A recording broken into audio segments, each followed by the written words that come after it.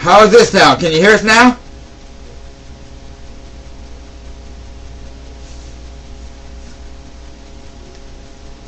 Can you hear me now? Shalom, everyone, and welcome to Torah School. Let's try this a second time. Yes, much better. Okay, thank you. Hey, good. Awesome. Hello. Hey, sorry about that. Okay, I'm Eric Allen. This is Mr. Michael Fry, my good friend. Pleasure and we're going to do this all again. Thank you, Father Yahweh, for your Torah. Thank you for your Sabbath. And thank you for all the food we've eaten and the fellowship we've had. And now, as we open your Torah, please send us your Spirit and teach us your ways. All right, so previously on Torah School, if we had read Torah School the past couple of weeks, Joseph was taken down into slavery, and now he's been taken and put into the prison and the guard. So these are previous chapters, and he's been put into the prison because Potiphar's wife was jealous and falsely accused him. So he's in the prison.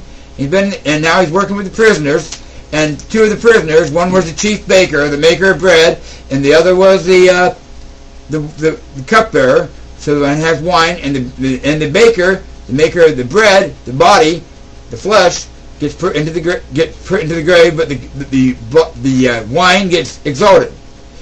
So that's what we had previously. Now we're going to pick up in Miketz. It's Genesis chapter 41. Frozen.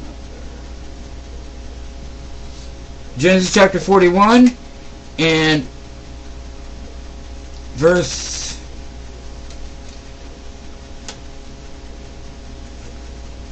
I need to refresh it. I got the wrong mouse. Okay, there we go. Genesis chapter 41 verse 1. And then we'll continue on through 44 verse 17. And yes, I thought it was just my monitor was frozen, nothing else was. So, there we are. Going to 44 verse 17 and starting with 44 verse 1. 41 verse 1. Sorry about that. Alright, so verse 1. And it came to be, at the end of 2 years' time, that Pharaoh had a dream and saw him standing by the river. So the cupbearer was told, remember me when you go to see Pharaoh. And 2 years have gone by since that time, and now Pharaoh is having a dream. So probably told about 3 years that Joseph's in the prison.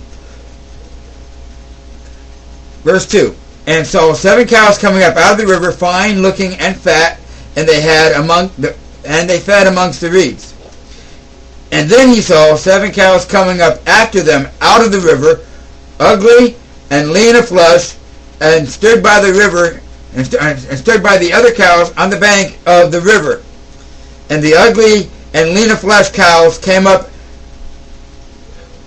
and ate the 7 fine looking and fat cows. Then Pharaoh awoke. And he slept and dreamed a second time, and saw 7 heads of grain coming up on one stalk, plump and good.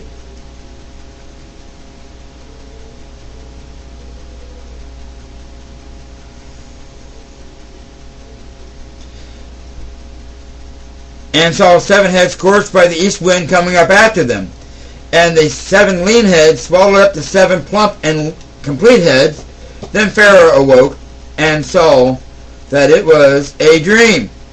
And it came to be in the morning that his spirit was moved, and he sent and called for all the magicians of Mitzrayim, or Egypt, and all of Egypt's wise men, and Pharaoh related to them his dreams, but there was no one who could interpret them for Pharaoh.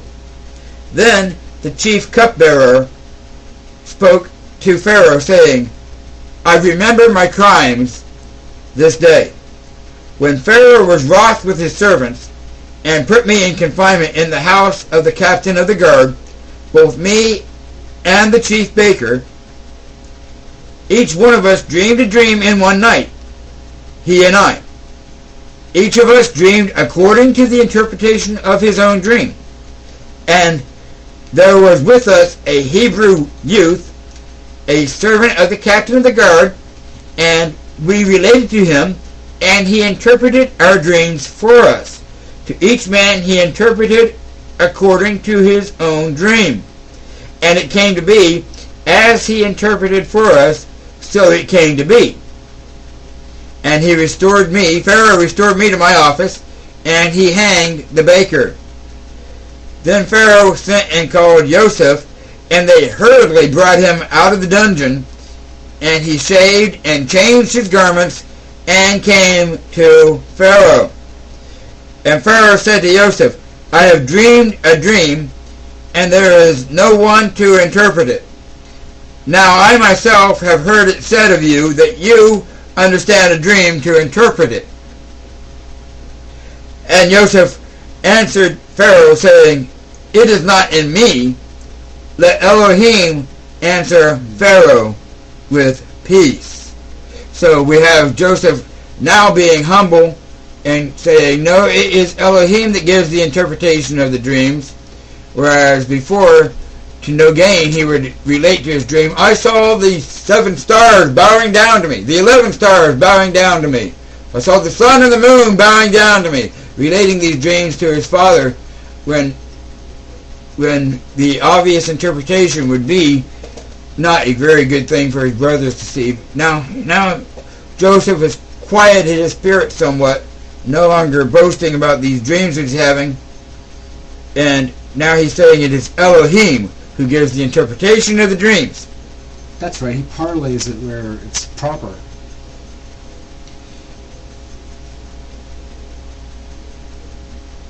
So continuing on,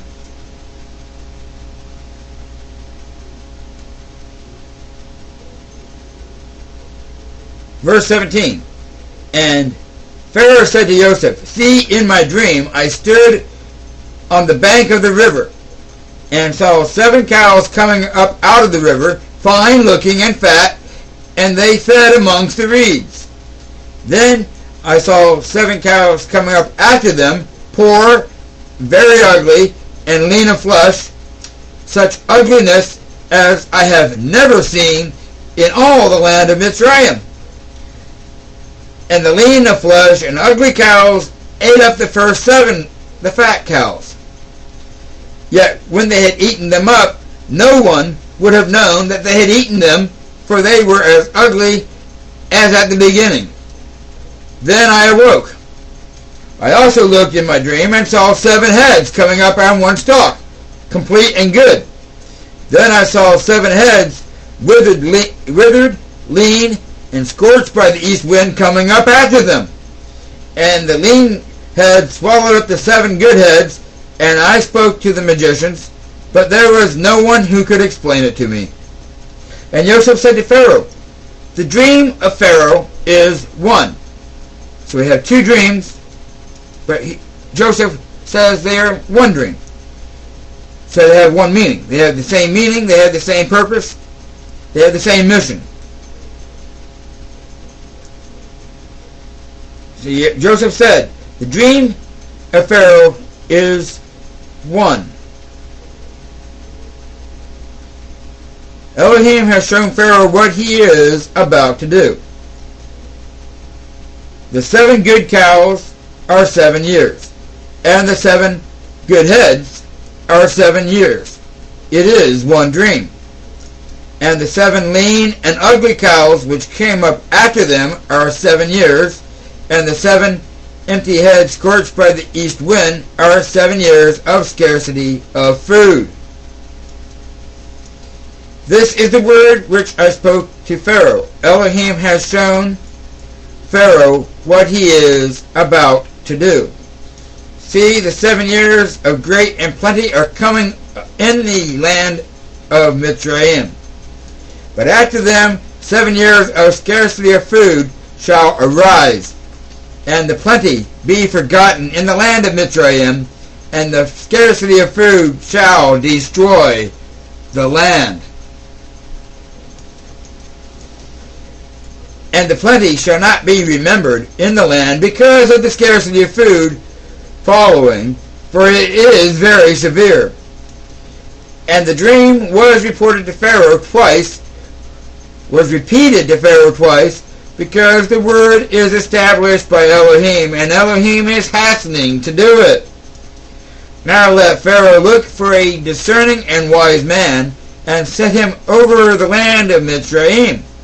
Let Pharaoh do this, and let him appoint overseers over the land to take up 1/5 of the land of Mitzrayim in the 7 years of plenty, and let them gather all the food to those good years that are coming, and store up the grain under the hand of Pharaoh, and let them keep the food in their cities. And the food shall be for a store, and food shall be for a store for the land for 7 years of scarcity of food, which shall be in the land of Mitzrayim. And do not let the land be cut off by the scarcity of food. And the word was good in the eyes of Pharaoh, and in the eyes of his servants. And Pharaoh said to his servants, could we find another like him, a man in whom is the spirit of Elohim? Then Pharaoh said to Joseph, since Elohim has shown you all of this, there is no one discerning and wise as you.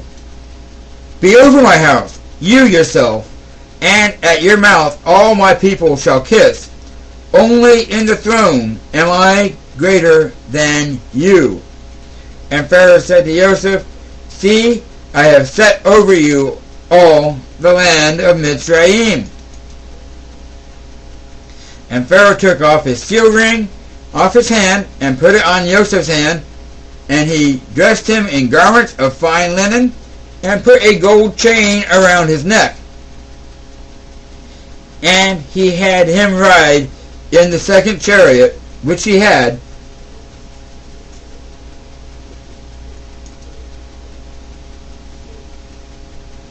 and they cried out before him, bow the knee. And he set him over all the land of Mitzrayim. And Pharaoh said to Joseph, I am Pharaoh, and without a word from you let no man lift his hand or foot in all the land of Mitzrayim. And Pharaoh called Joseph's name Zaphnath Paneah, and they gave him a wife, Asenath, the daughter of Potiphera, priest of On. And Joseph went out all over the land of Mitzrayim. Now Joseph was 30 years old when he stood before Pharaoh, sovereign of Mitzrayim. And Joseph went out from the presence of Pharaoh and went throughout all the land of Mitzrayim. Just a side note, Daniel was 30 years old when he stood before the king of the Chaldeans. That's interesting. And many people believe that Yeshua was 30 years old when he began his ministry. Not sure if that's related or not, but just interesting. Yes. And in the 7 years of plenty, the ground brought forth generously. And he gathered all the food of the 7 years which were in the land of Mitzrayim, and laid up the food in the cities, and he laid up in every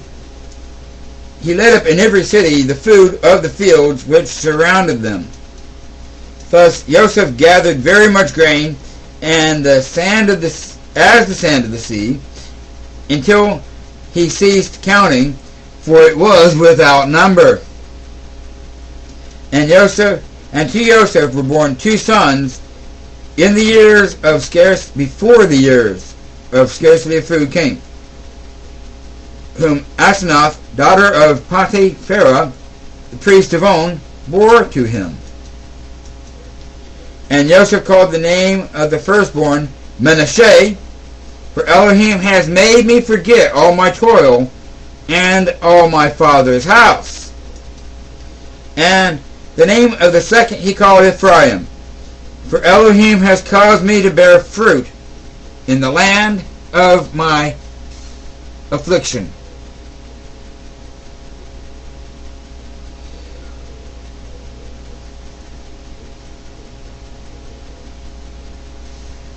I am I'm shouting. I am sorry about that. Yeah, the microphone is far away from me. The microphone I was trying to use did not work.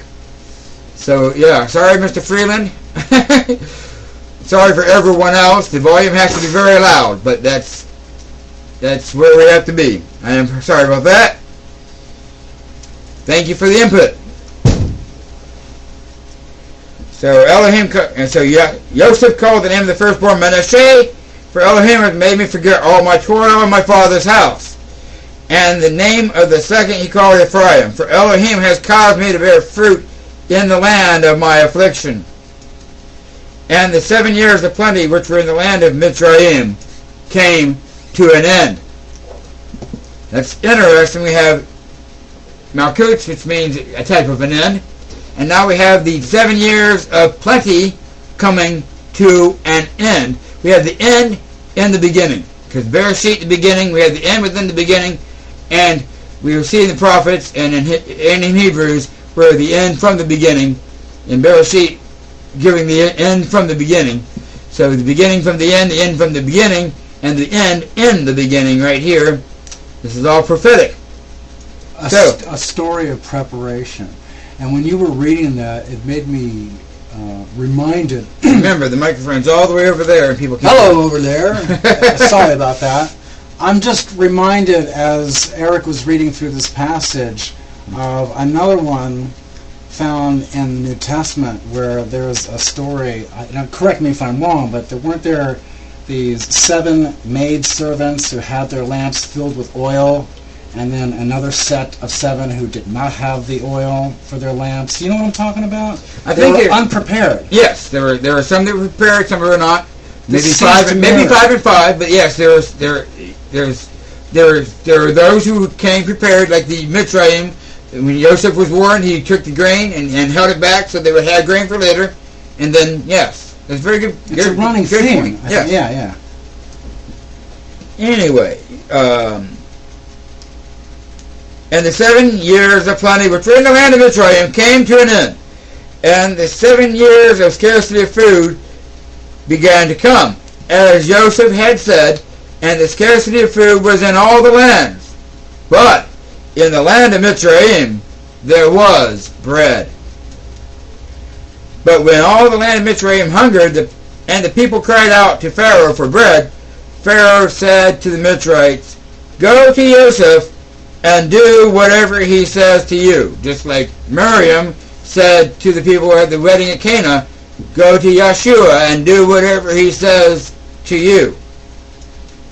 And the scarcity of food was all over the face of the earth, and Joseph opened up all the storehouses and sold to the Mitzrites.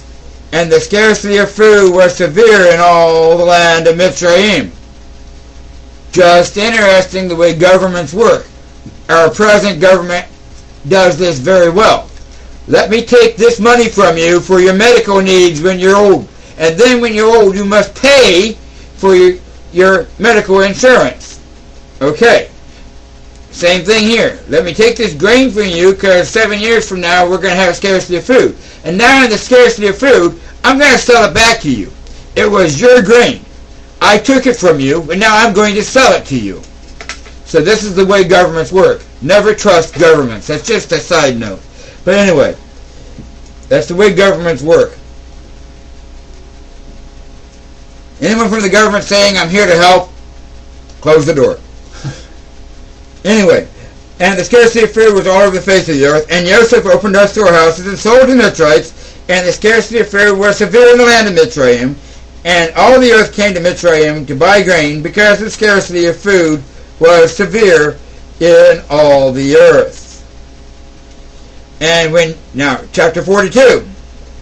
And when Yaakov saw that there was grain in Mitzrayim, Yaakov said to his sons, "Why do you look at each other?" And he said, "See, I have heard that there is grain in Mitzrayim. Go down to that place and buy for us there, and let us live and not die." And Joseph's 10 brothers went down to buy grain in Mitzrayim. But Yaakov did not send Joseph's brother Benjamin with his brothers, For he said, lest some harm come to him. And the sons of Israel went to buy grain among those who journeyed, for the scarcity of food was in the land of Canaan. And Joseph was the governor over all the land. He was the one who sold to all the people of the land. And Joseph's brothers came and bowed down before him with their faces to the earth.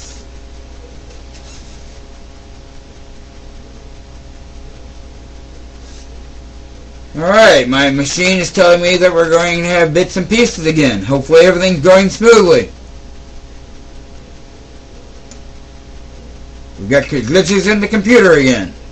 Next week we hope to have another computer, more powerful and a real camera. But that's coming up. Anyway. So.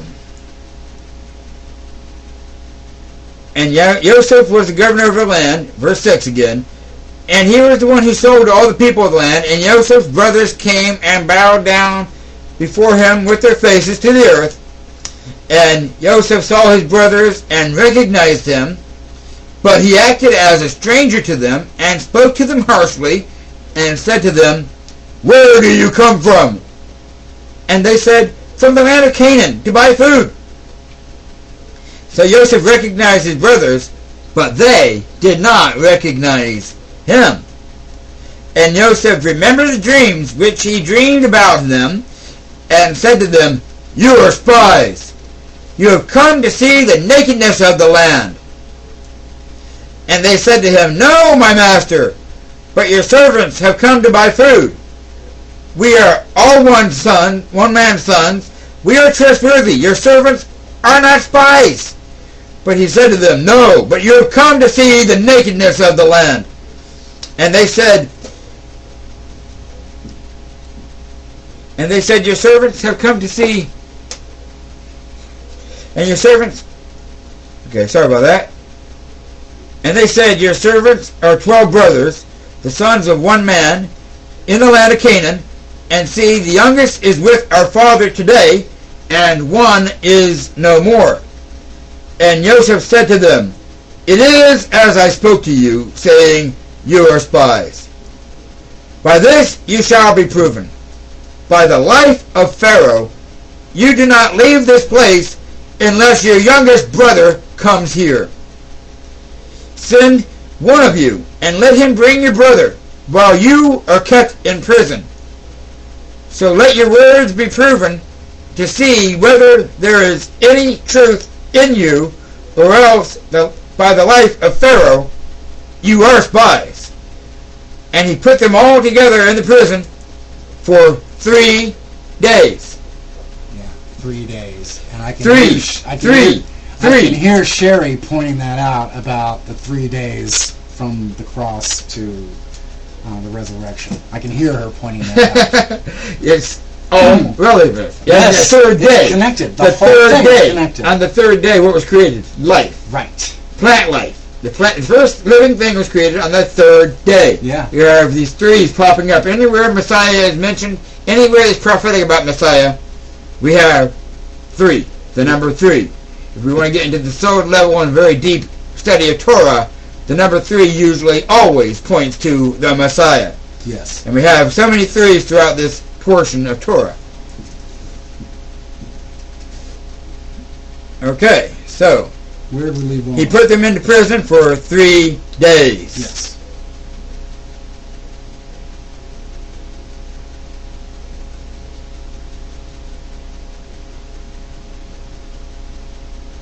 Okay, where did we leave off? A good question. 18, we're at 18. Okay.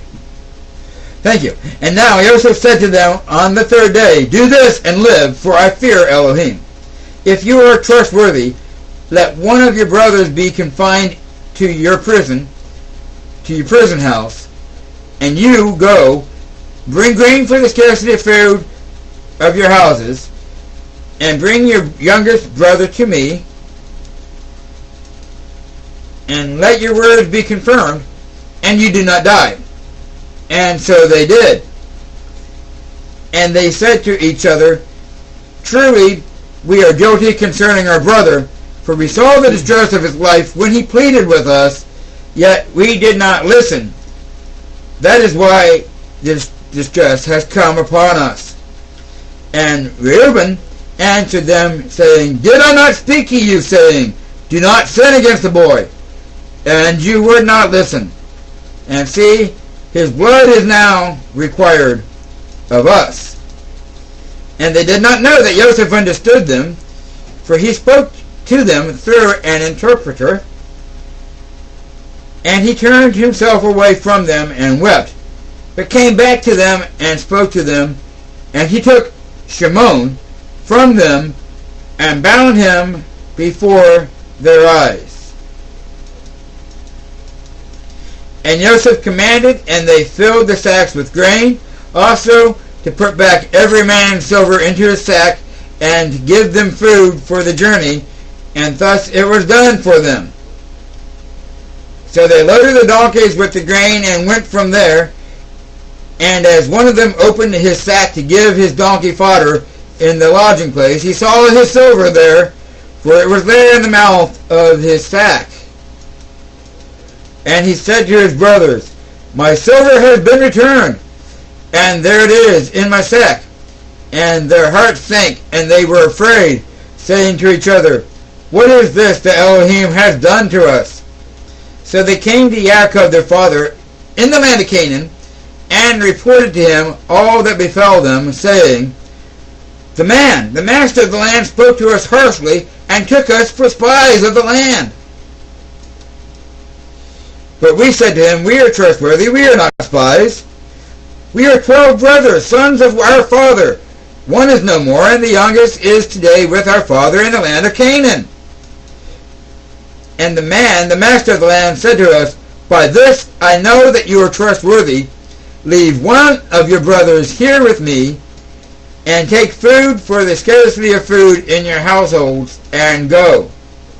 And bring your youngest brother to me, then I know that you are not spies, but that you are trustworthy. I give your brother to you, and you move about in the land. And it came to be, as they emptied their sacks, that look, the bundle of each man's silver was in his sack. And when they and their father saw the bundles of silver, they were afraid. And Yaakov said to their father, said to them, You have bereaved me. Joseph is no more, and Shimon is no more, and you would take Benjamin. All of this is against me. So again, Yaakov says, You have bereaved me. And we had problems. We didn't read this portion either. But earlier, in the land, as soon as Yaakov comes into the land with his 12 sons, and he flees from his uncle and his nephew, he is greeted, of course, by his brother, and everything's fine, and they always forgive him. But then he settles in the land of Shechem, and he buys land from Shechem. Again, we have another deeded purchase, proof that this is Israel's land. But then he buys from Shechem, and Shechem, the friends of the land, comes and sees Dinah, Yaakov's daughter, Israel's daughter, and he takes her and rapes her, and then he comes and says, Can I make her a wife? Now Shimon and Louis speak deceivingly. What they did is good, but what they said is bad. They did not do what they said. Integrity is very important, and this is a very important lesson we need to learn about integrity. And this is why Yaakov was bereaved, because his son's word meant nothing. His son said, Yes, if you become circumcised, become one with us, we will intermarry with you. They had no intention of intermarrying. They had every intention of killing. They should have spoken that at the beginning. They should have said, You are a son of death. What you've done to our sister is unacceptable. In 3 days, you will be no more. But instead, they waited until after they were sore from the circumcision, and they snuck upon them, and they killed them in deceit. And this is why Yaakov was bereaved then, and now he's being bereaved. Joseph is gone, and now Benjamin's going to be taken from him. And all this is upon him. So that is why they were being bereaved. That is possibly why Shimon was taken as well, because Shimon would be the next in line after Reuben, and Joseph knows what Reuben did to his father's concubine. So, all this is against me. Verse 36. Verse 37. So Reuben spoke to his father, saying, take the lives of my 2 sons. If I do not bring him back to you, put him in my hands, and I myself bring him back to you. Now, of course, we have Reuben's integrity already being compromised when he took his father's concubine. So in his father's eyes, he is nothing, and he should not be alive, but he's alive, but he is not going to be taken as a trustworthy son. And his father says to him, verse 38, but he said, my son is not going down with you, for your brother is dead, and he alone is left. If any harm should come to him along the way in which you go, then you would bring down my gray hair with sorrow to the grave. But the scarcity of food was severe in the land. Chapter 43. And it came to be, when they had eaten up the grain which they had brought from Mitzrayim, that the father said to them, go back, buy us a little food. But Yehuda, the one who sold Joseph in the first place, said to him, the man vehemently warned us, saying, you do not see my face unless your brother is with you. If you let our brother go with us, we go down to buy food. But if you do not let him go, we do not go down, because the man said to us, you do not see my face unless your brother is with you. And Israel said, why do you do evil to me to inform the man? Why do you do evil to me to inform the man that you had another brother? And they said, the man kept asking us about our relatives, saying, is your father still alive? Have you another brother? And we informed him according to these words. How could we know that he would say, bring your brother down?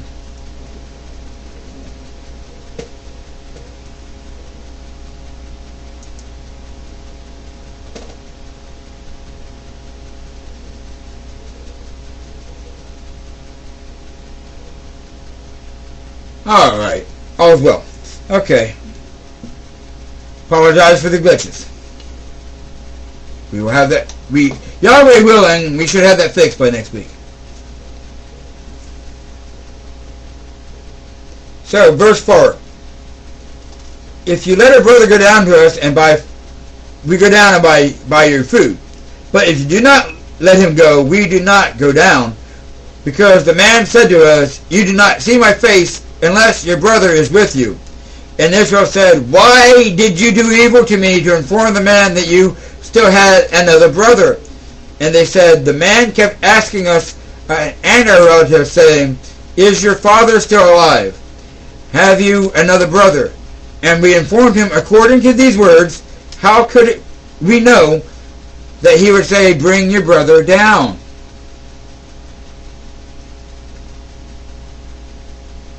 And Yehuda said to Israel his father, send the boy with me, and let us arise and go and live and not die, both we and you, and also our little ones. I myself stand guarantee for him. From my hand you are to require him. If I do not bring him back to you and set him before you, then let me bear the blame forever. For if we had not delayed truly by now, we could have returned this second time. And their father Israel said to them, if so, then do this. Take some of the best fruit of the land in your vessels, and bring a present down for the man, a little balm, and some honey, and spices, and myrrh, and nuts, and almonds, and take double the silver in your hand, and take back in your hand the silver that was returned in the mouth of your sacks, it could have been a mistake. And take your brother and arise and go back to the man. And El Shaddai give you compassion before the man, so that he shall release your older brother and Benjamin. And if I am bereaved, I am bereaved. And the men took the present and Benjamin, and they took double the amount of silver in their hand, and arose and went down to Mitzrayim and stood before Joseph. And Joseph saw Benjamin with them, and said to the one over his house, bring the men home, and make a great slaughter, and prepare for these men are to eat with me at noon. And the man did as Joseph said, and the man brought the men into Joseph's house. And the men were afraid because they were brought into Joseph's house, and they said, it is because of the silver which he was put back into our sacks the first time that we are brought in, to throw himself upon us, and to take us as slaves, and our donkeys too. So they came near the man over the house of Joseph, and spoke to him at the door of the house, and said, O my master, we indeed came down the first time to buy food, but it came to be, when we came to the lodging place, that we opened our sacks, and saw each man's silver in the mouth of his sack, our silver in its weight, and we have brought it back to your hand. And we have brought down the other silver in our hands to buy food. We do not know who put the silver in our sacks. But he said, peace be with you. Do not be afraid. Your Elohim and the Elohim of your father has given you treasure in your sacks. Your silver had come to me. And he brought out Shimon to them. Verse 24. And the man brought the men into Joseph's house, and gave them water, and they washed their feet, and he gave their donkeys fodder. And they made the present ready for Joseph's coming at noon, for they heard that they were to eat there. And when Joseph came home, they brought him the present which was in their hand into the house, and bowed down before him to the earth. And he asked them about their welfare, and said, is your father well, the old man of whom you spoke?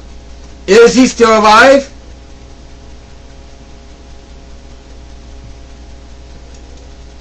And they said, your servant, our father, is in good health. He is still alive. And they bowed their heads down and did obeisance. And he lifted his eyes and saw his brother Benjamin, his mother's son, and said, is this the younger brother of whom you spoke to me? And he said, Elohim show favor to you, my son. And Joseph hurried, for his emotions were deeply moved towards his brother, and he looked for a place to weep, and went into his room, and wept there. Then he washed his face and came out, and controlled himself, and said, serve the food. And they set him a place by himself, and them by themselves, and the Mitzrites who ate with them by themselves, for the Mitzrites could not eat food with the Hebrews, for that is an abomination to the Mitzrites. And they sat before him, the firstborn according to his birthright, and the youngest according to his youth, and the men looked at each other in astonishment. And he took portions to them from before him, but Benjamin's portion was 5 times as much as any of theirs, and they feasted, and they drank with him.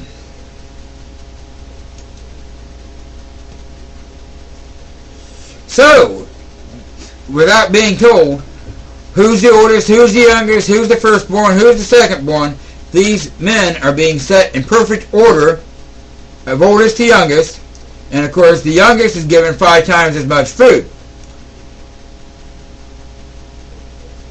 And the brothers look at each other in astonishment. How could they know who was the oldest? How could they set us in this order?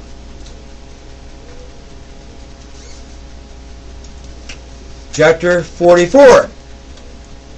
And he commanded the one over his house, saying, Fill the men's sacks with food, as they are able to bear, and each man's silver in the mouth of his sack.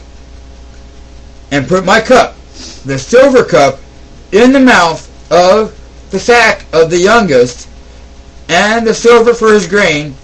And he did according to the word of Joseph, which he spoke. And as soon as the morning was light, when the men were sent away, they and their donkeys, and when they had gone out of the city, not having gone far, Joseph said to the one over his house, Rise up, follow the men, and when you overtake to them, say to them, Why have you repaid evil for good?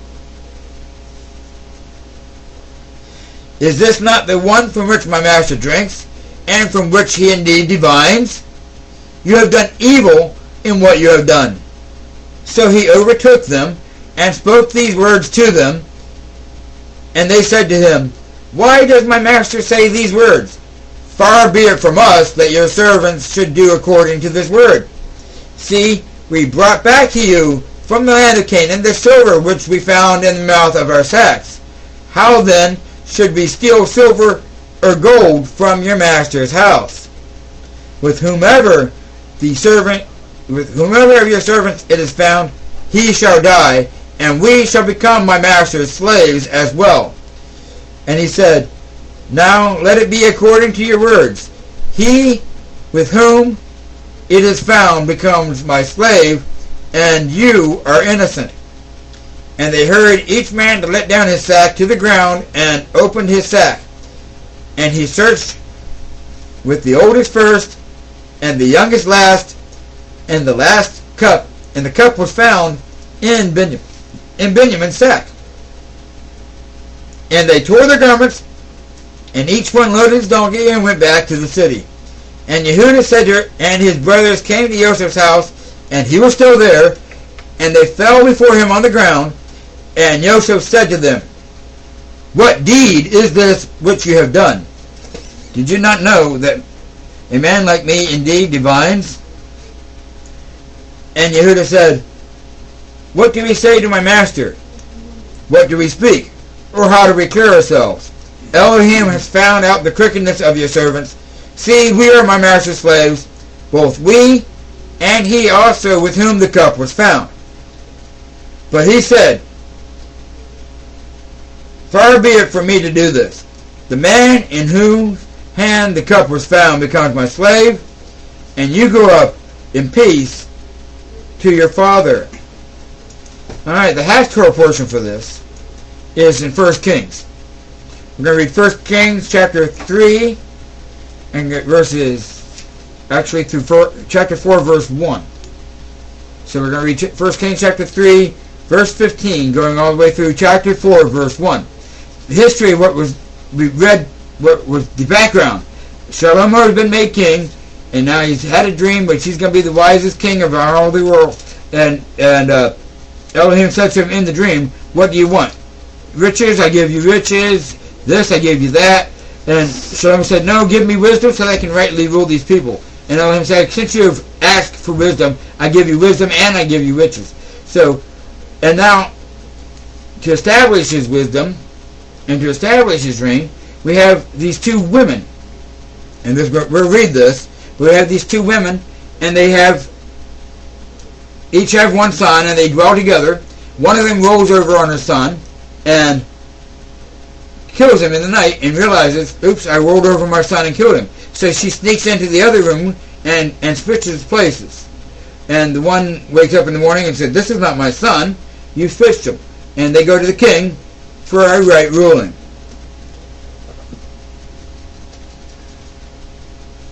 And Shlomo awoke, and see, it was a dream. This is the dream he had where Elohim says, I will give you everything since you asked for wisdom. You've been wise to ask for wisdom. I give you everything. Shlomo awoke and see it was a dream. Verse 15, 1 Kings chapter 3. And he came into Jerusalem and stood before the ark of the covenant of Yahweh and offered up burnt offerings and made peace offerings and made a feast for his servants. Then 2 women, whores, came to the sovereign and stood before him. And one woman said, O my master, this woman and I dwell in the same house, and I gave birth while she was in the house. And it came to be the 3rd day after I had given birth that this woman also gave birth, and we were together. There was no one else with us in the house. Only the 2 of us were in the house. Then this woman's son died in the night because she lay on him. And she rose up in the middle of the night and took my son from my side while your female servant slept and laid him in her bosom and laid her dead child in my bosom. And I rose up in the morning to nurse my son and saw he was dead. But I looked at him closely in the morning and saw that he was not my son, whom I had born. And the other woman said, No, but the living one is my son, and the dead one is your son. And the first woman said, No, but the dead one is your son, and the living one is my son. And they spoke before the sovereign. And the sovereign said, This one says, This is my son who lives, and your son is the dead one. While the other one says, No, for your son is the dead one, and my son is the living one. And the sovereign said, Bring me a sword. So they brought a sword before the sovereign. And the sovereign said, Divide the living child in 2, and give half to one and half to the other. And the woman whose son was living spoke to the sovereign, for she was overcome with compassion for her son, and said, O my master, give her the living child, and by no means kill him. But the other said, Let him be neither mine nor yours, but divide him. And the sovereign answered, said, Give the first woman the living child, and by no means kill him. She is his mother. And all Israel heard of the right ruling which the sovereign had rendered, and they feared the sovereign, for they saw the wisdom of Elohim was in him to do right ruling. And it came to be that sovereign Shlomo was sovereign over all Israel. So, being wise, Shlomo knows the love that a parent has for their child. Now this is related, of course, when Yaakov, Israel, is saying, I'm going to be bereaved. Joseph is already gone, and now you're going to take Benjamin from me. The love that a parent has for his child. It would be better to have the child live as a slave someplace else than to have the child be destroyed. So Shlomo knows that the real mother is not going to want to see her son killed. That's right. And this is wisdom. Of course, we have the 3rd day, and one of the sons dies, and on the 3rd day. Okay, enough of the 3rd day. Enough of the threes. We see the picture.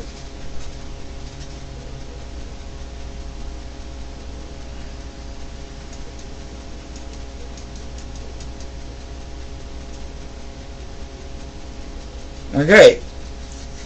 In 1 Corinthians chapter 2, verses 1 through 5, there are many passages we could read. In Romans, Paul says, It is my desire that all Israel be saved. And we can see the desire of Elohim that all Israel be saved.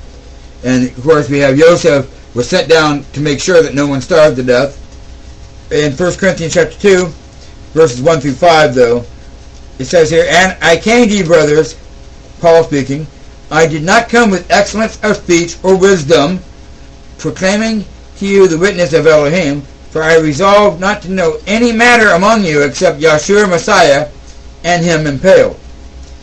Now I was with you in weakness and in fear and in much trembling, and in my word, in my preaching, we were not with persuasive words of men's wisdom, but in demonstration of the Spirit of power, in order that your belief should not be in the wisdom of men, but in the power of Elohim. And Joseph said, it is not within me to interpret the dream, but Elohim.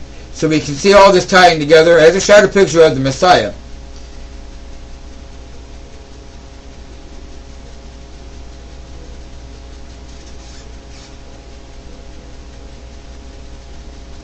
And we left off with Joseph making a test. Some say, well, he's taking revenge. I don't see him taking revenge. What I see is they had disrespect for himself. They had disrespect for Joseph. They said, we're not going to worry about Joseph. He's the son of Rachel. He's not ours. He's not our mother's. And they treated him poorly, and so it was. And of course, his father treated him well because he loved Rachel more. But that's neither here nor there. Joseph wants to make sure that they have truly done teshuvah, turned around, repented, and that their evil is behind them, and they are truly feeling sorry for the evil that they've done, and they will not do this evil to Benjamin. So he brings Benjamin down and puts him in a situation to see if Benjamin will be mistreated. Unfortunately, we stopped at verse 17, so we do not know. We do not know. Will Benjamin return to his homeland? Will Jacob ever see Benjamin again? Will he go to the grave with sorrow? Will his gray hairs go to the grave with sorrow? Stay tuned next week. Same Shalom time. Same Shalom channel. And until next week, we'll see you. Dear Heavenly Father Yahweh, we do thank you for your Torah. We thank you for being with us as we read your Torah. And we ask that as we go about our work week that we stay focused on the true meaning of why we are here and our true purpose. So as we go about our 6 days of our labor, let us also be trying to build your kingdom. And may your kingdom come quickly. In Yahshua's name we ask. Please make it so. Hallelujah.